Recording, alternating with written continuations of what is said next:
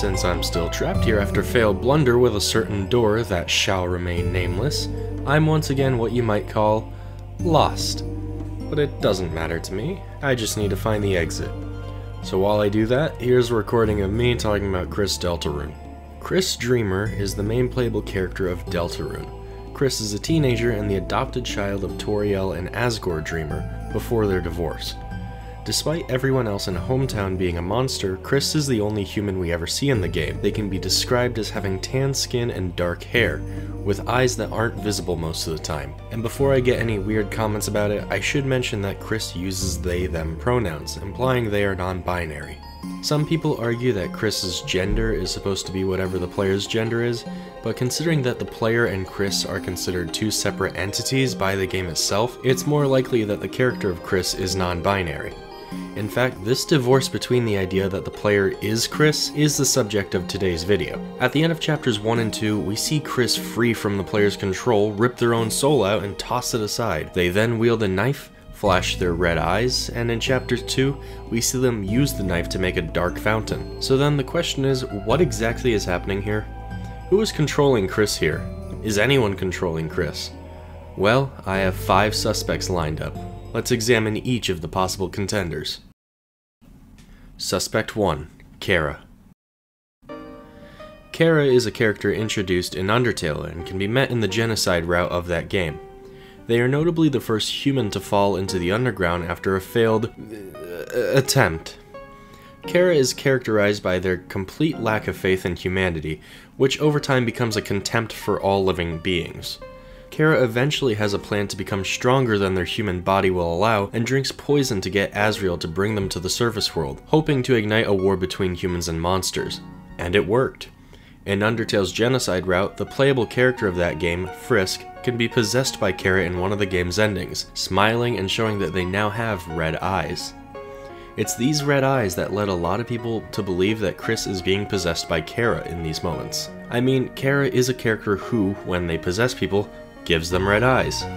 Some people have theorized in the past that red eyes just so happen to be Frisk and KRIS's natural eye color, but I don't think natural eye colors glow and shimmer like that. Couple this with the fact that KRIS happens to dress similarly to Kara, and a lot of people assume that Kara had taken over KRIS's body at the beginning of the game, and only took control at the ends of these chapters for some reason.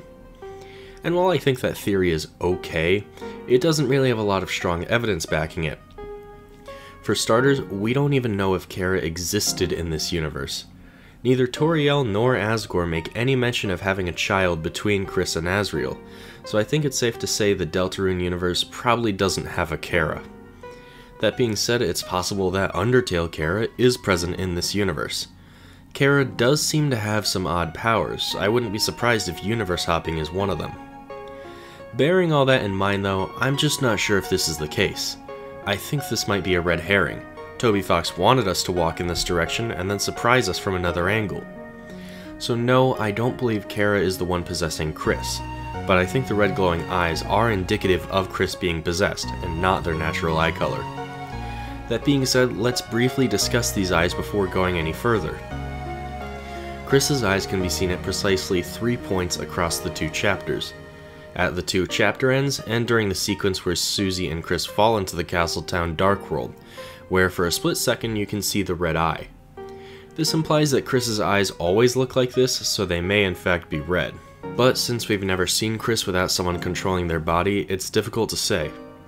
However, since other characters never really seem to notice KRIS's eyes being a different color than they usually are, again, there's more evidence leading to KRIS's eyes being red. However, what's notable about these instances of KRIS having red eyes is that KRIS has red eyes when they're out of the player's control and when they enter the Dark World. This to me tells me that being in the Dark World is submitting KRIS to whatever is taking control of them. They have red eyes in the Dark World, but probably just brown or blue eyes in the Light World. We know that being in the Dark World changes how you look drastically, so I don't think it's something Susie would have brought up. Maybe that force is Kara, maybe it's not, but it seems to me that something attached itself to KRIS while they were in the Dark World. Suspect 2. Ralsei.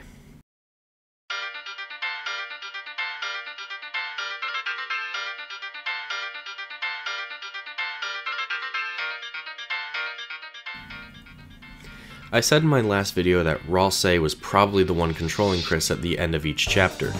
This ties into my Ralsei is the angel theory, but the idea that Ralsei is remotely using KRIS's body to open more dark fountains whenever they close one seems feasible, at least to me. Remember how I said something attached itself to KRIS in the Dark World? Well, how about Ralsei? Ralsei does after all join the party, hell, he even forms the damn thing. He forms a close personal relationship with KRIS and Susie, to the point of Ralsei giving KRIS their own room in his castle. But is there any evidence of Ralsei wanting to make more dark fountains? As you might have guessed, no. In fact, he's been so staunchly against them since the beginning, everyone seems to forget that he looks like a clone of the main character's brother. I think forming this relationship with KRIS is important, but making these new dark fountains is the end goal.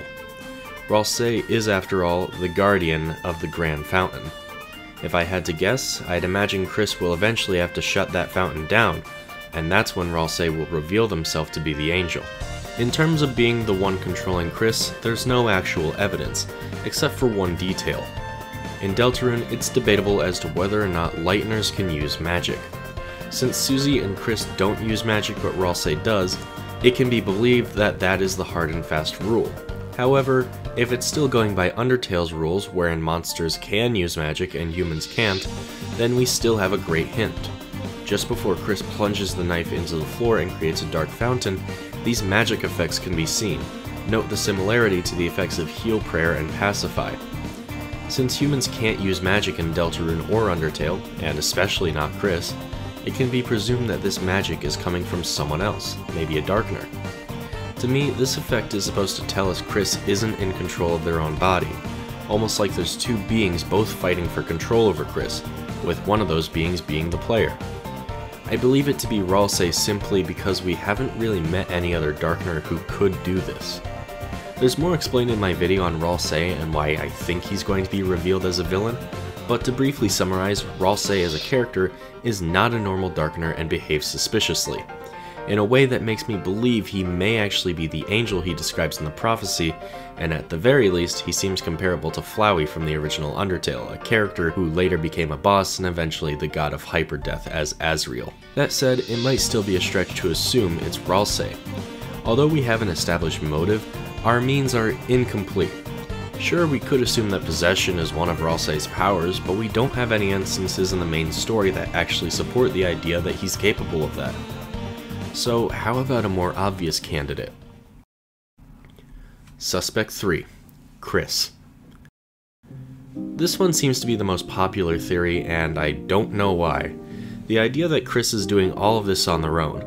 We've established before that the red eyes most likely aren't actually KRIS's actual eye color, and are probably an indication of possession. But let's say that that's not the case. Is there any evidence that KRIS is in control of their own body in these moments? Well, let's talk about it. At the end of Chapter 1, KRIS gets out of bed and falls onto their knees. They stand up, reach into their chest, and pull the soul that we control out, tossing it into a cage. KRIS then reveals their red eye, smiles, and pulls out a knife. Cut to black. Now, the biggest evidence that this is KRIS controlling themselves in this instance, at least to me, is the fact that they don't have to go get a knife. They already had one on their person. Since we never see KRIS grab a knife during the runtime of Deltarune, we can assume they carried this with them the entire time. This actually also gives evidence that KRIS is the knight based on Queen's description, as they are also described as carrying a knife. So the fact we see KRIS carry a knife and open dark fountains seems to give us at least a little solid evidence that they are the knight. It doesn't give us much evidence that KRIS is the one doing this intentionally. For starters, we don't know if anything like these two scenes happened before the beginning of the game. KRIS may have even opened the Card Kingdom fountain while being possessed. One thing I never see anyone mention is that in the first scene, we actually hear a low rumbling noise that is supposedly KRIS's voice as they rip their soul out. I don't think this would actually be KRIS's voice, but that's just speculation. Aside from the knife, there's also KRIS's walk and how they generally seem out of control of their own body when without the soul. They seem intent, but weak, stagnated, and stiff. To me, this is further proof of possession, not absence of possession. KRIS slashes Toriel's tires with the knife before making the Dark Fountain. It's obvious whatever KRIS is doing is being done as a villainous character. and since that so heavily conflicts with KRIS's other actions before we even start playing the game, I just can't see it being the case. Suspect 4. Gaster. This one is the most interesting, requires the most speculation, and overall has the least evidence backing it up. WD Gaster is a character originating from Undertale. I talked about him a bit in my Ralsei video. If you want a quick summary, Gaster is a scientist who was killed after falling into the core in Undertale, having his body and soul distributed across time and space. This, in effect, gave him a kind of omniscience. Players found in Undertale a secret sound test room, and within it, the track Gaster's Theme, which I'll play a bit for you now.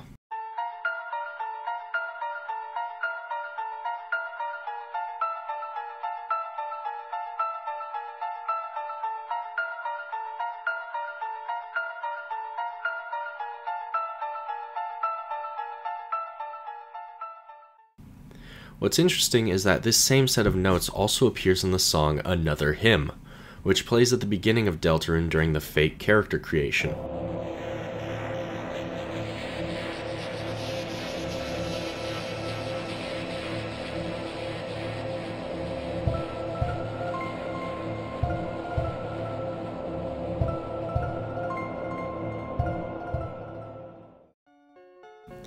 In fact, the title Another Hymn actually ties back into only 2 characters. Both Asriel and Gaster are referred to often as Him, in game files and in other tracks. This actually implies Gaster had a hand in selecting KRIS as the character for the player to possess, so it stands to reason that he might be the one controlling KRIS during these possession scenes. However, similar to Ralsei, there's no instance previously wherein Gaster actively possesses anyone, so we still aren't sure. Plus, Gaster's visual motifs always appear in grayscale or black and white, so it also seems unlikely that being possessed by Gaster would give someone red eyes. However, with the possibility that he was involved in the player possessing KRIS, it's possible that he still has some kind of control. It's also worth noting that Gaster is a monster in Undertale, so he could feasibly use magic, if Undertale's rules still apply to Deltarune. But there's just too much guessing here for comfort. Overall, I think Gaster is one of the least likely of our suspects. Suspect 5. A new character. This one seems the most uninteresting, as it changes the game from a whodunit mystery to a, oh, I guess this is someone new mystery. So I'm just going to hypothesize who this new character could be based on what we've seen. For starters, this person is most likely dead, or a spirit. That might sound like a weird requirement, but considering the only other possession we've seen across Undertale or Deltarune was Kara, a spirit, it makes the most sense in this scenario. Otherwise, they would have to have the ability to detach their consciousness and soul and put it into KRIS. Second requirement, they have to be able to use magic, since we see magic effects in the second scene, and since the evidence seems to suggest that only Darkners can use magic in Deltarune, we'll also add that they are a Darkener. The third requirement is probably the most unusual and also, maybe not a requirement. Across both chapters of Deltarune so far, as well as Undertale, one specific track sticks out incredibly. Don't Forget is the only song in the game with full lyrics, and their message is interesting. There's a light inside your soul that's still shining in the cold. With the truth, the promise in our hearts. Don't forget, I'm with you in the dark.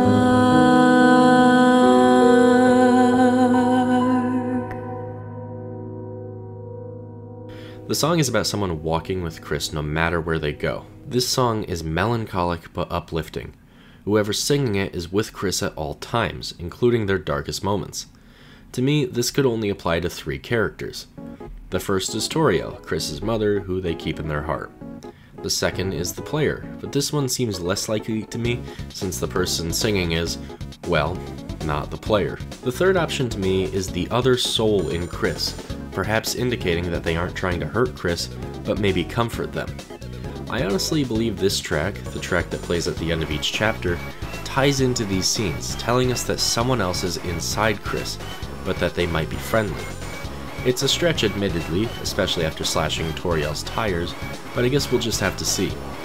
But the requirement I want to bring up after this is that this character is probably female, if the song is supposed to be their voice. Well, that went nowhere. After looking through the evidence against 5 different suspects, none of them are very definitive. The only one I think may actually come into fruition is Ralsei, but I'd say the other best suspect is just an entirely new character.